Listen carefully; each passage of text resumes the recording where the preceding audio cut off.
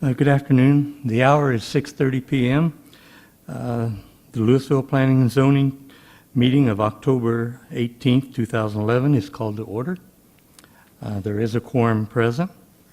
Item 2 on the agenda is the approval of the minutes of the October 4th meeting. If there are no additions or corrections, I need a motion to approve the minutes. Motion to approve. Motion by Neil, seconded by Karen. All those in favor signify by saying aye. Aye. Opposed? Motion carries. Item 3 on the agenda is the public hearing for zoning.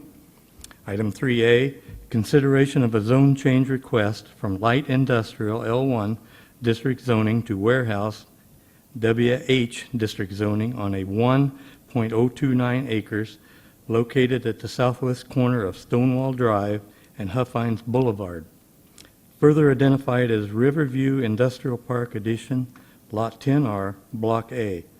This request is being made by Jim Attrell on behalf of Marlock LCC, the property owner.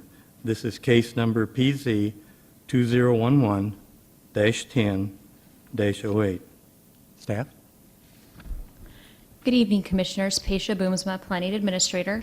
You may remember this case from just 2 months ago. You previously heard it on August 2nd of 2011. The applicant was then requesting a rezoning from light industrial to heavy industrial, and the commission ultimately denied that request. Since then, he has worked with staff and chosen to come back again with a rezoning request from light industrial, this time to warehouse zoning with deed restrictions. Warehouse is it's less restrictive than light industrial, which is what he currently has on the property, but more restrictive than what the heavy industrial would have allowed for. So with the warehouse, there are no limitations on the amount of outside storage, but in order to alleviate some concerns that the commissioners and staff members had, Mr. Attrell has willingly agreed to institute some deed restrictions on the property. So tonight we are coming back with a modified zone change in addition to some deed restrictions. Upon reviewing the deed restrictions, staff had indicated, or the applicant had indicated, that he would like to use the property for office as well as recreational vehicle storage. And then in reviewing the deed restrictions, we had noticed that the mobile and modular buildings were included under the vehicle description. And so we've passed out a copy of deed restrictions, and we'd like to ask that you give that a thought and take a look at it as to what the commission would like to do with regard to the items included in the description of vehicle, because that's what would be allowed in the outside storage. Commissioners, questions? Other than that, we're recommending approval, and the applicant is here to speak if you have any questions. Okay, then at this point, we'll open the public hearing. If there's anyone in the audience that wishes to speak for or against or speak about this proposal, please step forward, sign your name on the register, and state your name.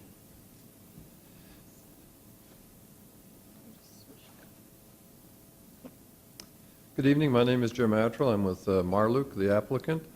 I wanted you to have a look at the piece of property on an overview map. This is, just to orient you, this is Business Highway 121, runs up and down here. Hold on just a second. If you can't see the aerial that he's showing, there's a little contraption next to your computers. Go ahead and hit the button, and you'll see what we see on the screen. You see? No.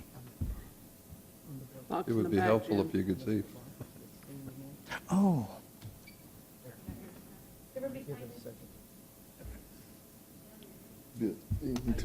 Yeah, he's fine. We're good. See his. I can see it. I've been out there. Okay, this is Business Highway 121, and this is Huffines, Lake Lewisville. So we're actually looking south in this direction. The Riverview Industrial Park is basically this area right here. The property that we're talking about is where this tree is located. This is the dump, which is the southern view of the property. This is the entrance to the dump. This is also light industrial property that Nortex Modular Space owns. The only traffic on the back of this subdivision, where this lot is located, is usually to this gravel pit, which is over in this corner, or to the Nortex property. There are 3 pieces of property, and this, by the way, is zoned light industrial. I used to own that property. And with your consent a few years back, we had your approval to do exactly what I'm asking for now, except at that time, I can't exactly remember what all process we went through, but I had a number of meetings right here to get that accomplished. The only difference between what Nortex did back then and what I'm requesting on this property is that the Nortex property only had an office. This new property will have an office and a warehouse building. Other than that, it's the same fence, it'll look the same, and when people drive down this road to the gravel dump, they'll think they're going to just another Nortex property. As far as modular building use being added to the use, which is what was approved in the Nortex situation, because that's what Nortex is, they rent and lease modular buildings. Nortex owns this property. They own this property over in Jubilee, where they also store modular buildings, store and display them, and they manufacture and store and display modular buildings on this property right here. So they have the 3 pieces of property within the park that are used to display and sell, manufacture, and repair modular buildings. One of my potential customers in developing this property will be Nortex. The city, if you go back and have a look over the last year, has had to deal with Nortex in an what's the word for it, Phasia? Overflow? Overcapacity. And I think if the economy turns around one day, they're going to need to have this facility available to store overflow. So I want to be able to take in that income if that possibility does develop. I'm happy to answer any questions that you might have.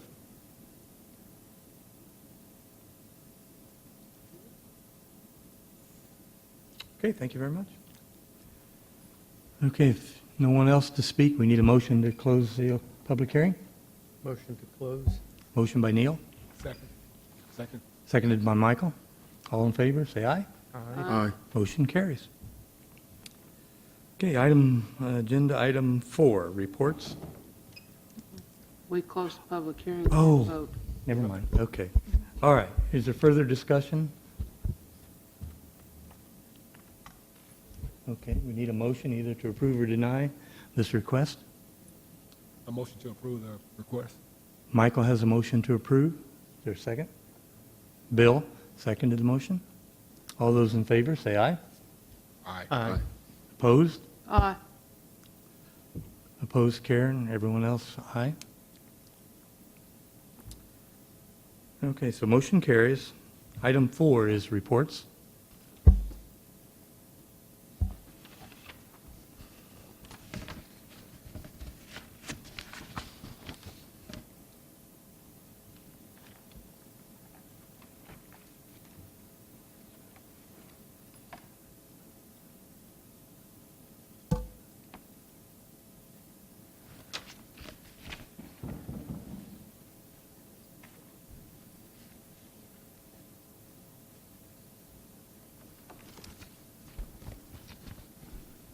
A little bit shorter.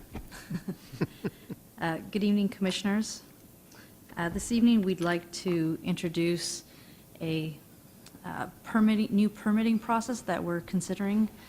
We've been doing some research, and we're still in the R&D stage of this process. We're looking at introducing a specific use permit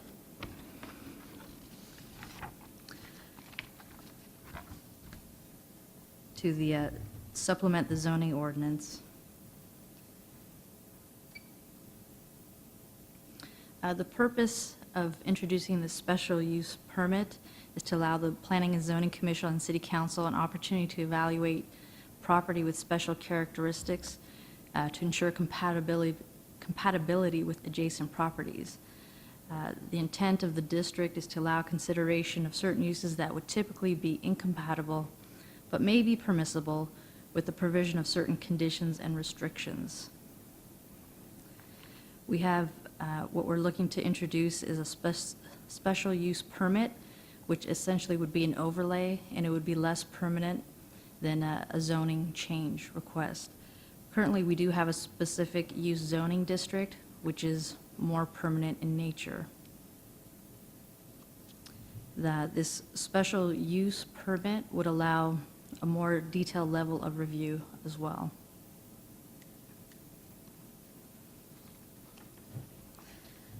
Just wanted to kind of briefly go over land use regulation and land use planning. The American Planning Association states that the goal of land use planning is to further the welfare of people and their communities by creating convenient, equitable, healthful, efficient, and attractive environments for present and future generations. Zoning is a device of land use planning used by local governments in most developed countries. The word is derived from the practice of designating permitted uses of land based on mapped zones which separate one set of land uses from another. Zoning may be use-based, or it may regulate building height, lot coverage, and similar characteristics, or some combination of these. And we are given zoning under the police powers. Under police power rights, states governments may exercise over private real property. Special laws and regulations were long made, restricting the places where particular businesses should be carried on. So essentially, back in the olden days when people just built everything wherever they wanted to, that's how zoning was derived. So you could try to get some sanitary conditions and air, clean air, light, that type of thing.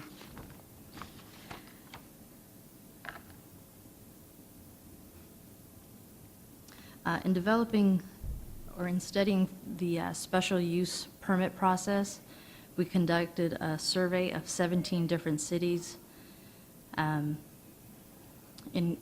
looking at these 17 different cities, they had approximately 230 uses listed under, some cities called it special use permits, some cities call them special exceptions, or specific use permits. So they go by varying names, but essentially all serve the same function, is to regulate uses on property as an overlay. Some of the uses that we looked, some of those 230 uses vary dramatically. So anything from a daycare, gas station, to something more substantial such as airports, batch plants, shooting ranges, bed and breakfast, etc.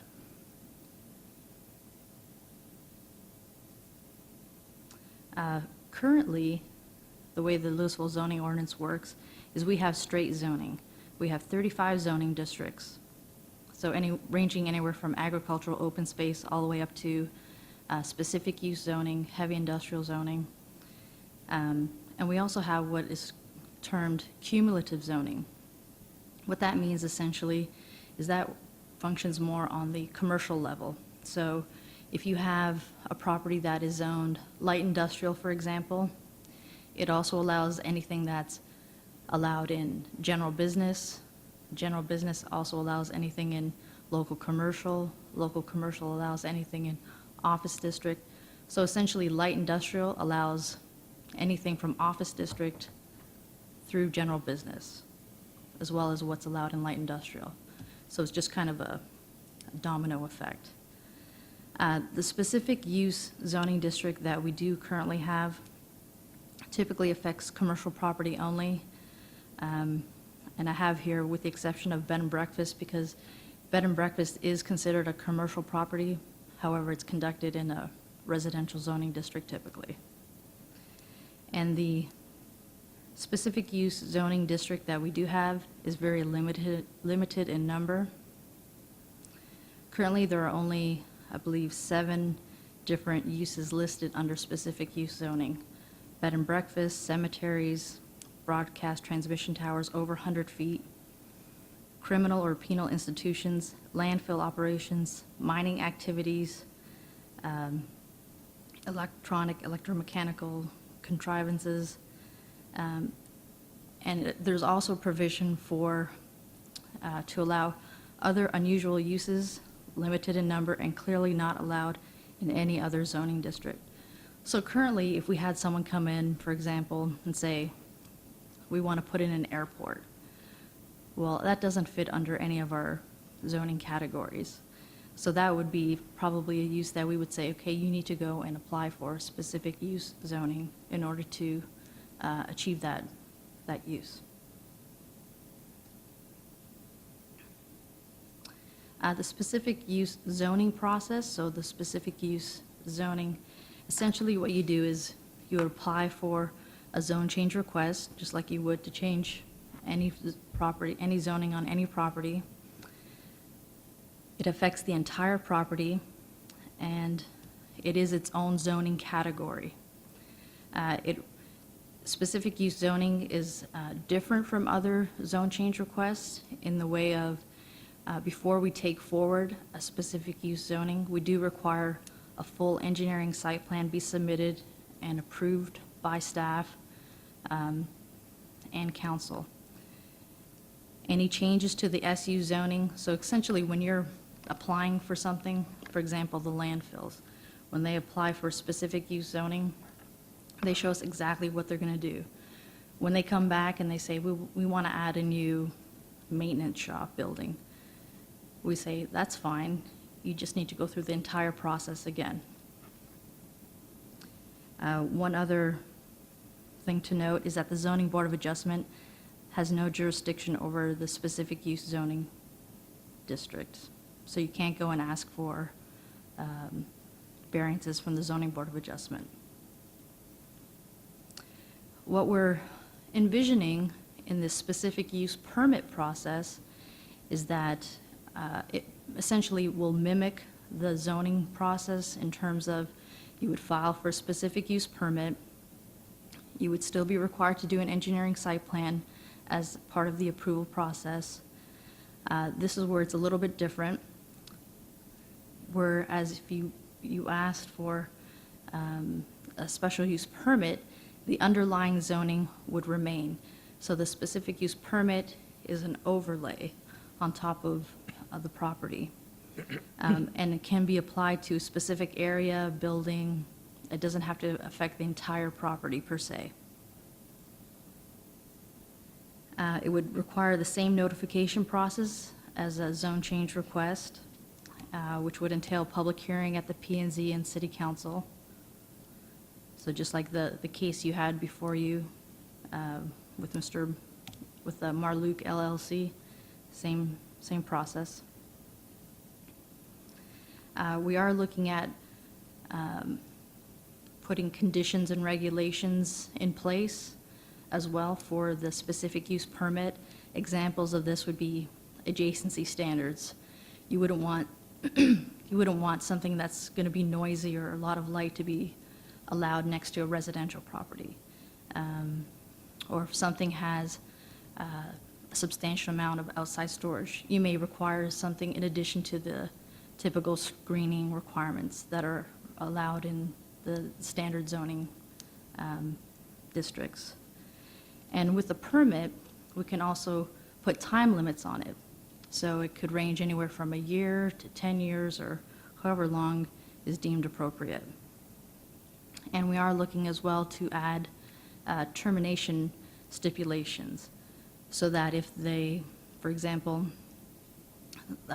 conditions of the approval have not been met as for their operation, we can say, well, you have failed this and we can take away your special use permit. So all of these things are currently in the works. Tonight we're just kind of introducing it to you and kind of giving you the basics of this process. Just wanted to show you a comparison chart between the specific use zoning and the special use permit. In terms of number of uses, as you saw on the list, specific use zoning is very limited in number. I believe there's only 7 uses listed directly. With a special use permit, we have a greater flexibility to include any number of uses, and as an overlay. With specific use zoning, it affects the entire property, whereas the permit, the area affected may be limited to a building, or it doesn't necessarily have to take up the entire lot. In terms of zoning, specific use is its own zoning district, whereas the special use permit is an overlay, so the underlying zoning remains. So that if you have, let's say, a warehouse with 9 different units in it, maybe one of the units has a special use permit, and the rest of the units still are, regulated by the LI zoning.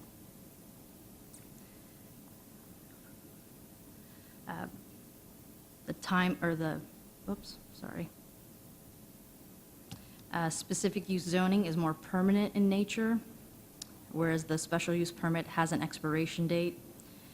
Both plans, or both special use and specific use, requires an engineering site plan.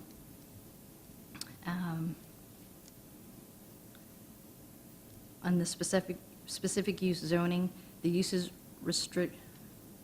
requested to change zoning, whereas the uses are limited to certain overlay on certain zoning districts, and we can add specific development criteria. So essentially what we're probably going to end up doing, what most cities typically do, is they have a use chart. And so you have your uses listed, and then you have your zoning categories listed, and then you have, like a P or an X where it's permitted. So let's say you have, I'm just saying this, pizzeria, okay? So pizzeria would be allowed in general business, local commercial, light industrial, but maybe not in heavy industrial or something. It wouldn't be allowed in any residential district. So you could just take a look at the use chart and know what category or zoning district that you're looking for to apply for that permit. So examples of proposed uses that we're looking at or under consideration, and this is just a brief example. It's not everything. We're still looking everything over. So for specific use zoning, these kind of make sense. They're very long-term. The landfill, it's not going anywhere. It's going to stay. So it makes sense to have it in a zoning district where, you don't want to say, okay, 2 years, and then what are you going to do with all the garbage? You're not going to move it. Same thing with a cemetery, an airport. Whereas in the special use permit, it's a little bit more flexible. Things aren't as permanent. You could have someone applying for a commercial amusement outdoor. So it could be, a stadium or a water park. 10 years down the road, someone may buy and say, well, this land is too valuable now, it's better put condos or apartments or something. So that use permit, may expire or change. Drive-in theaters, recycling facilities, kennels with outside runs, et cetera, et cetera. These are uses that are typically a little bit more flexible. So those are the kinds of things that we're looking at. And this is not an all-inclusive list here. So hopefully you have a little inkling of what we're trying to work on. A lot of cities in the Metroplex already have specific use permits or special use permits.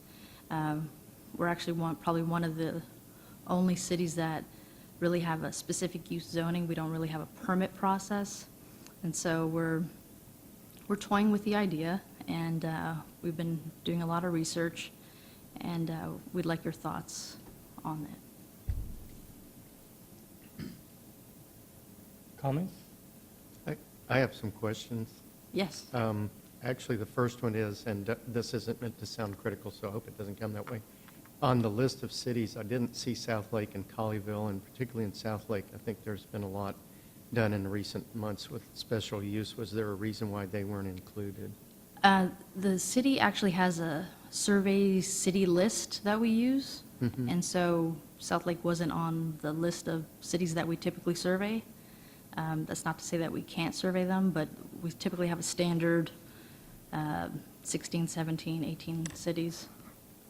Is that just because they sort of, I don't know, demographically and population count and so forth, they fit Right, more with Louisville? yes. Okay. That's not to say we can't look at that, but I didn't randomly choose these cities. They were cities that are on the city survey list that we use. Okay. Curious, was there one particular thing that triggered the interest in doing, and Paisha's shaking her head, that triggered the interest in doing special use permits? I mean, other than we don't, we're one of the few cities that doesn't do it, but was there some event or some application that triggered this? I don't think it was a single event or anything, but just over, I guess, the last few years, we've kind of, this is a way for us to catch up with other cities, for one, and have a little bit more control on how the development turns out, because there's some,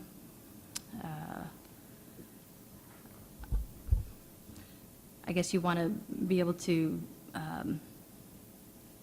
not have straight zoning all the time without, a lot of cities do planned unit developments, which gets very cumbersome. But with the specific use permit, it allows people to do things, and it still allows for some flexibility. So I don't think it was any one instance. Okay, it's just kind of a cumulative thing? Right. Okay. I want to add to that one just for Yeah. a second. It really became apparent to me, I think, that we needed the specific use permit when we had some inquiries probably 6 months ago about an indoor gun range. Okay. A couple different people called and were interested in trying to develop one here in the city, and they were running into the problem where they wanted to use buildings that were in shopping centers, such as Old Orchard. Yeah. Was a specific example, and they couldn't because they would have to, in order to get the gun range, we didn't have it listed in our zoning ordinance, therefore it reverted into the specific use zoning. And so they would have to rezone the entire property. You can't just Oh, pick yeah. out one building or a suite and change the zoning of it to allow for something you want to do. And so that's what kind of brought it to light for me. And then also, we've recently had one of our funeral homes looking to include a crematorium, and that requires specific use zoning. But in evaluating it, really, a specific use permit would be more appropriate for that type of use. A few other questions. When you talked about it's, the underlying zoning is there, the special use is applied on top, which I understand.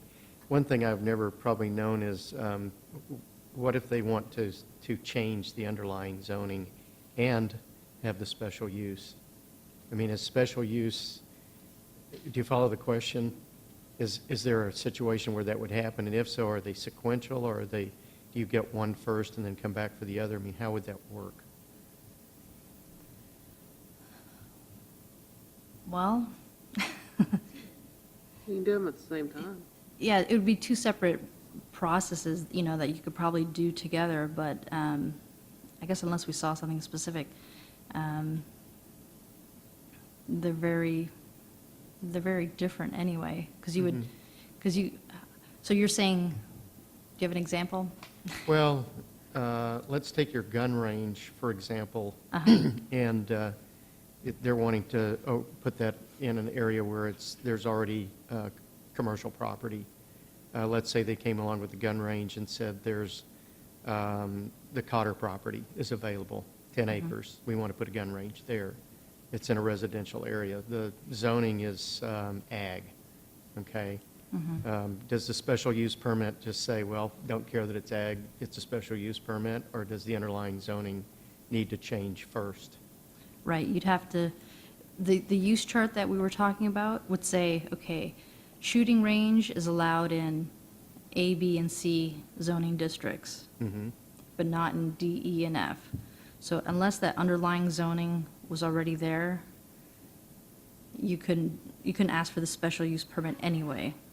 Well, that's kind of what I'm getting at, though. What if they say, If they then say, but this is the property where I want to put this, so now I'd like to get the zoning changed there so I can have my special use there, is that sequential? Do they have to get the zoning changed first and then the special use, or do they do that as a combined request? I think we would take that at the same time, because I can see an instance where you would upzone the property to something that, if you wanted to do, let's say, a kennel with dog runs, Yeah, and you had local commercial zoning, so you wanted to upzone it to something else that allowed for, say, let's say the SUP could be put on a general business zoning designation. So you'd upzone it to general business, and at the same time, you'd request your specific use permit. okay. So you But do just it. because you have the underlying zoning does not guarantee that you get the special use permit.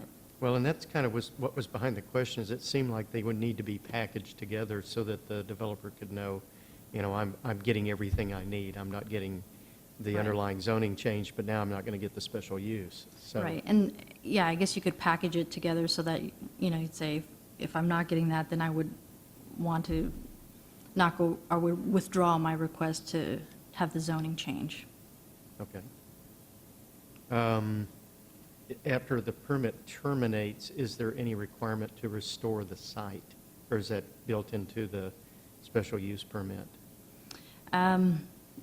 We're still looking at all the iterations, but that, you bring up a good point in terms of bringing the property back to some stage. It may be better the way it is, or it may, I think it might depend on the use that's allowed to go there. For example, the shooting range. Specifically with the shooting range, you have the high levels of, lead and that type of thing. So yes, you would want that type of use remediated back to the way it was or better. But you may have something else where the end result is actually better than what it was. So I think it would depend on the use that was there. Okay. So that would be built in then to the SUP? Right. Okay. And then my last question was on your, just because it's, near and dear to me, on your list of things, we didn't mention gas wells and compressor stations. Is there some thought of putting gas wells and compressor stations on the SUP list? We are looking at accessory uses to gas wells, yes. Okay. Okay. I think in most cities, they do use a specific use permit They process do. for their gas wells. So, but I think the ship has sailed on that since we have our gas well ordinance. But in terms of accessory uses, like the, what was that? Compressor The station. compressor station, or things of that nature, we could certainly evaluate those with the SUP process. Okay. Thanks. Existing facilities, for example, if there's a crematorium today in the city, is grandfathered in? Wouldn't, okay. Yeah, And- unless they were coming in to do something new or different, Yeah. maybe replace it or whatever. Okay. And then my last question was, is there a tentative schedule to go to city council for the approval No, for this? Okay. no. Okay. It's a work in progress. This is just a discussion, correct? It's Yes. not going up We wanted to get the your poll yet. feedback, and so as we do our research, we can incorporate that, and this will definitely have to come back before you and before it goes to city council. So, Would it actually be on the agenda then? yes, it would Thank be you. on an agenda. Not under reports? That's what I'm Yeah. getting at. Okay. Okay, Commissioners, any other, Bill? I got a question. How many acres are we talking about that's affected in the city? That's a loaded question, I understand that. But what percentage of the city is this going to affect? Well, it would affect anyone who applies for a use that's listed under the specific use permit. So anywhere within the city under any current zoning, Right. yeah. Well, and maybe the other important point, too, is what you pointed out, for example, with the gun range, that, they looked at the old Orchard Shopping Center, so they're just talking about one single, leased building and a row of buildings, so, or a continuous set of buildings, so it's, I think it's going to be hard to put an acreage because it's can be such a finite definition, which is the good part of it, is that it can be so finite. Right. Certainly for the specific use zoning, that's large acreage that we're talking about. That's, Doesn't specific use permits, doesn't that border on being spot zoning?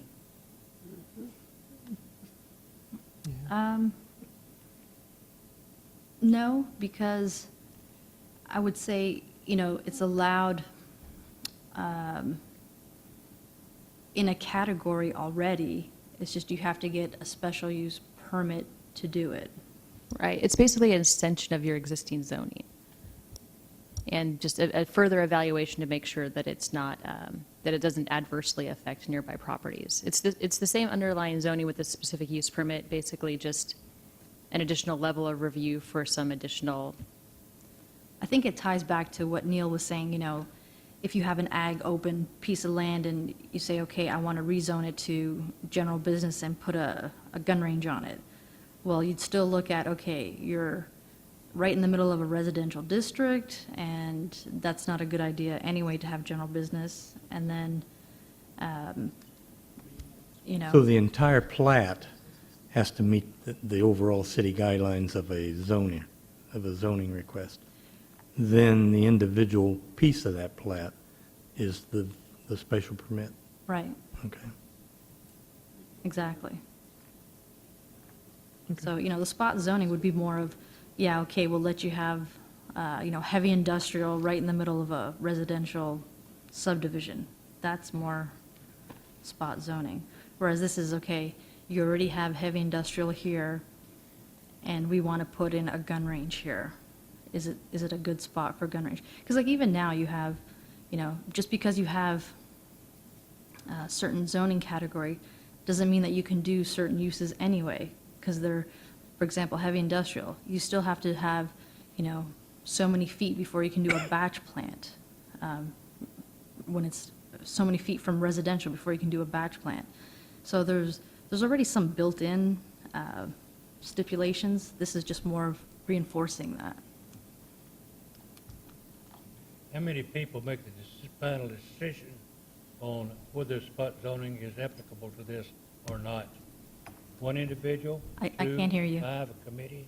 What? Lean in, Bill. If you can talk into your mic, I can't hear you. Ma'am? Couldn't hear you. Talking to your mic, couldn't hear you. We can't hear you. Oh, you can't hear me. I'm sorry. How many people make the final decision on whether this spot zoning is applicable to this piece of property?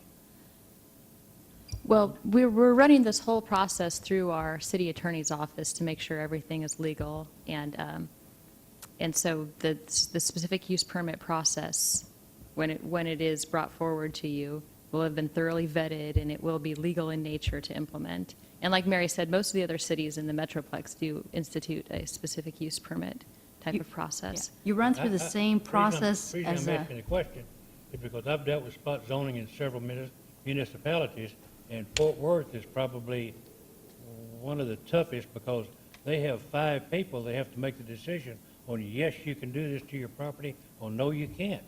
well, it's going to run the same, we're thinking that it's going to run the same gamut as requesting a zone change. So it would come before you, the P and Z, so it has to go through the 7, whoever's on the P and Z, and then it would have to go to city council. So it's not just, me saying, Okay, I understand Yeah. what you're saying.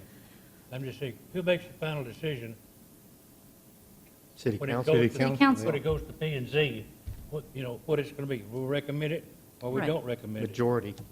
right, you would make a recommendation. It's just like a zone change request. They would come before you, they would make their presentation, you would take a vote, you would make a recommendation that goes to city council, and they would have the ultimate say as to whether it gets approved or denied. You understand I'm playing the devil's advocate, right? I understand, and I Okay. appreciate it. Okay. Okay, any other questions? All right, Mary, thank you very much. Interesting times to come. Yes. Still on item reports. We close this meeting, correct? Just to let you know that there's a Brownfields meeting subsequent to this meeting. So once we adjourn, probably take a couple minutes so we can get set up for the next meeting, and then we'll begin. Any other discussion? If not, do I have a motion to adjourn? Motion to adjourn. Motion by Neil, Second. seconded by Bill. All in favor, say aye. Aye. Opposed? Motion carries. Meeting adjourned.